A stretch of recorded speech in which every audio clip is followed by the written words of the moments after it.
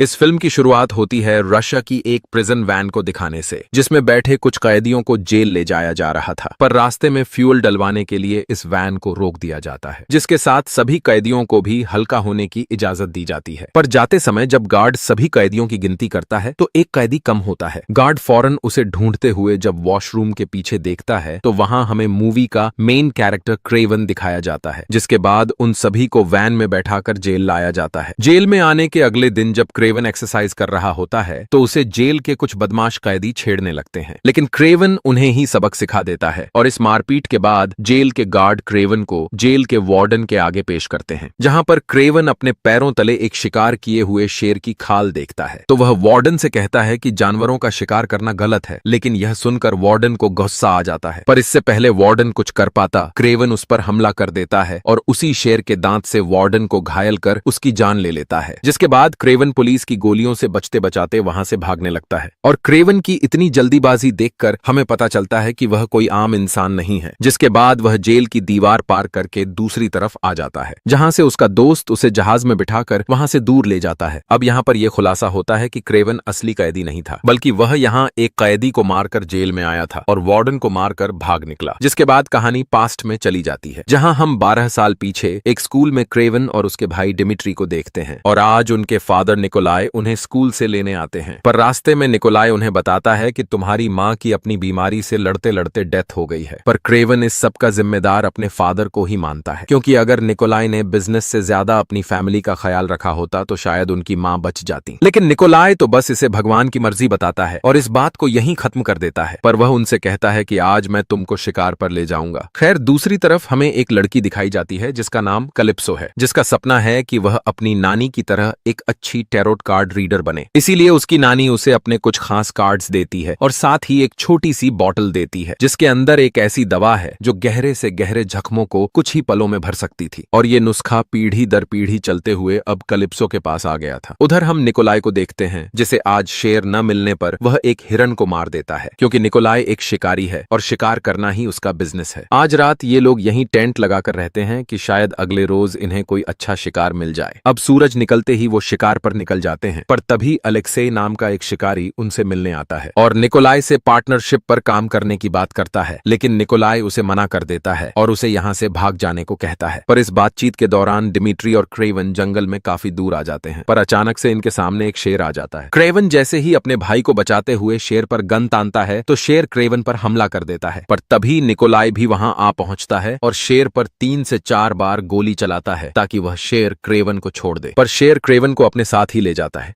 पर इसी जंगल में कैलिप्सो भी अपने पेरेंट्स के साथ शिकार करने आई हुई थी और जब वह क्रेवन को जख्मी हालत में देखती है तो वह उसके पास पहुंच जाती है और वह अपनी नानी की दी गई दवा क्रेवन को पिला देती है। पर यहाँ पर हमें पता चलता है कि इस दवा के साथ साथ शेर के खून की एक बूंद भी क्रेवन की बॉडी में जा चुकी है, जिससे क्रेवन के अंदर शेर जितनी पावर आ गई है। इसीलिए डॉक्टर्स भी क्रेवन की कंडीशन देखकर हार मान जाते हैं। लेकिन तभी अचानक से क्रेवन उठ जाता है और कैलिप्सो की पिलाई गई दवा से वह बहुत ही जल्दी रिकवर हो जाता है और फिर निकोलाई क्रेवन को घर ले आता है, जहां हमें उसी शेर का सिर लगा हुआ दिखता है जिसने क्रेवन को नुकसान पहुंचाया था। निकोलाई क्रेवन को पढ़ाई छोड़कर एक शिकारी बनने को कहते हैं ताकि वह बिजनेस को आगे बढ़ा सके, लेकिन क्रेवन बेजुबान जानवरों को मारकर बिजनेस नहीं करना चाहता था, इसीलिए वह घर छोड़ने का फैसला करता है। और जब रात में चुपके से वह भाग रहा होता है तो डिमिट्री उसके सामने आ जाता है। डिमिट्री क्रेवन से कहता है कि पहले माँ हमें छोड़कर चली गई और फादर भी मुझे अच्छा नहीं समझते और अब तुम भी मुझे छोड़कर जा रहे हो। क्रेवन डिमिट्री से वापस आने का प्रॉमिस करता है और अब वह यहाँ से रशिया जाने के लिए निकल पड़ता है, लेकिन रास्ते में उसे कुछ बाइसन अपनी तरफ दौड़ते हुए दिखाई देते हैं, जिन्हें देखकर क्रेवन काफी डर जाता है। लेकिन उनमें से एक बाइसन क्रेवन को बचाने के लिए उसके सामने आकर खड़ा हो जाता है, क्योंकि उसे क्रेवन की आंखों में एक राजा दिखाई दे रहा था।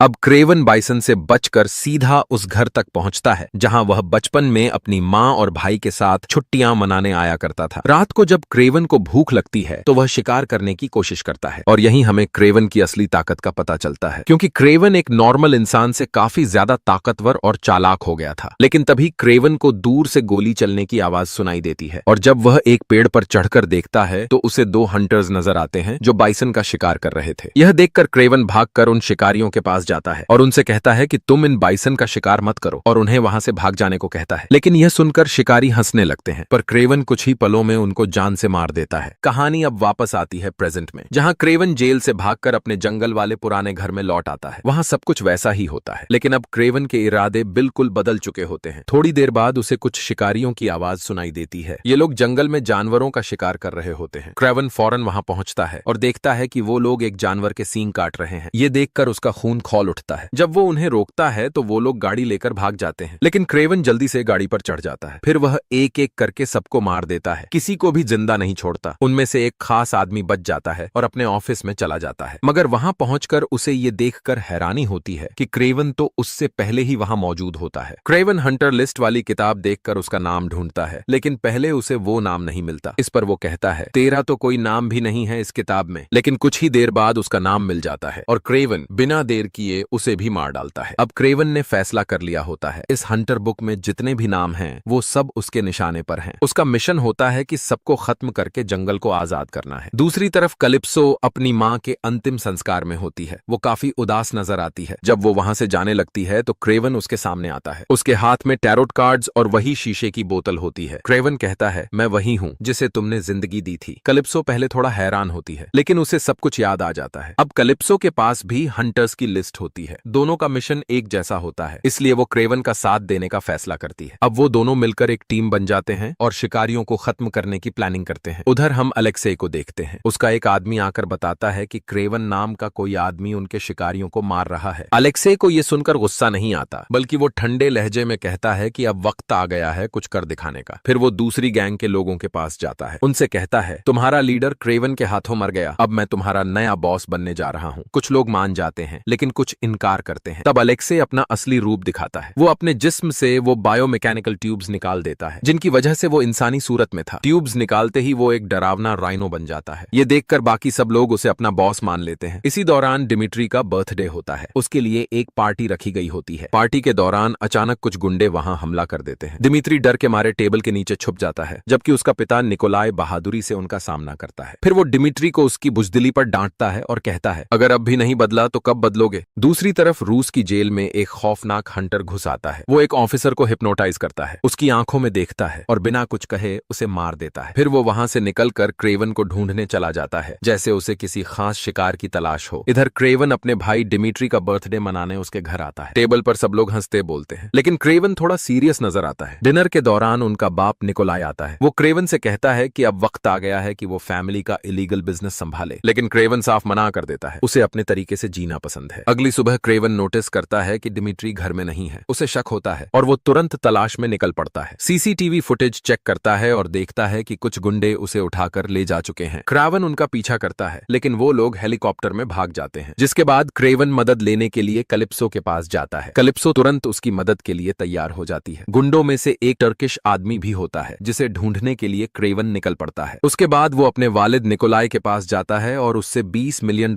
मांगता है, क्योंकि यही रैंसम अमाउंट होती है उसके भाई को छोड़ने की। लेकिन निकोलाई इनकार कर देता है, क्योंकि वो किसी के आगे झुकना नहीं चाहता। हालांकि गुंडे डिमिट्री की एक उंगली भी काट कर भेजते हैं ताकि धमकी को सीरियस लिया जाए। फिर भी निकोलाई इन लोगों के आगे सर नहीं झुकाता। ये देखकर क्रेवन गुस्से में आता है और फैसला करता है कि वो अपने भाई को खुद ढूंढेगा। कलिप्सो भी इस मिशन में उसका साथ देती है। दोनों मिलकर एक आदमी के पास जाते हैं जो उन्हें टर्किश शिकारी की लोकेशन बताता है। क्रेवन फौरन वहां जाता है, वहां गुंडों को एक एक करके मार देता है और फिर टर्किश आदमी से डिमिट्री के बारे में पूछता है। वो बताता है कि डिमिट्री अब अलेक्से के पास है। अब हम अलेक्से को देखते हैं, जो डिमिट्री से कह रहा होता है, अपने भाई और बाप का क्या करोगे, तुम मेरे साथ मिल जाओ, मैं तुम्हें एक खास ताकत भी दे सकता हूँ। ये सुनकर डिमिट्री सोच में पड़ जाता है। उधर क्रेवन अलेक्से के बारे में सब कुछ जानने के बाद कलिप्सो के साथ अपने घर लौट आता है और अलेक्से से लड़ने की तैयारी शुरू कर देता है। वहां वो अपने बनाए हुए खास वेपन्स दिखाता है। इसी दौरान अलेक्से के आदमी क्रेवन को मारने आ जाते हैं। क्यों? क्योंकि डिमिट्री ने अलेक्से को क्रेवन की लोकेशन बताई होती है। क्रेवन से लड़ते वक्त कुछ जंगल के जानवर भी उसकी मदद करते हैं, लेकिन एक खतरनाक आदमी जिसका नाम क्रिस्टोफर होता है और जो लोगों को हिप्नोटाइज कर सकता है, क्रेवन को अपने जाल में फंसा लेता है। वो क्रेवन को मारने ही वाला होता है कि कलिप्सो वहां आ जाती है और क्रिस्टोफर को खत्म कर देती है। क्रेवन बच जाता है। उस वक्त अलेक्से को लगता है कि उसके आदमी क्रेवन को मार चुके होंगे, लेकिन तभी एक नए खतरे का सिग्नल मिलता है। बायोन्स का ग्रुप उसकी तरफ आ रहा होता है। अलेक्से फौरन गैंडे का रूप ले लेता है, यानी वो दोबारा राइनो बन जाता है। तभी क्रेवन भी वहां आ जाता है। दोनों के दरमियान जबरदस्त जबरदस्त फाइट होती है। क्रावन एक लोहे की रॉड से अलेक्से पर वार करता है, फिर बायोन्स को उसके ऊपर छोड़कर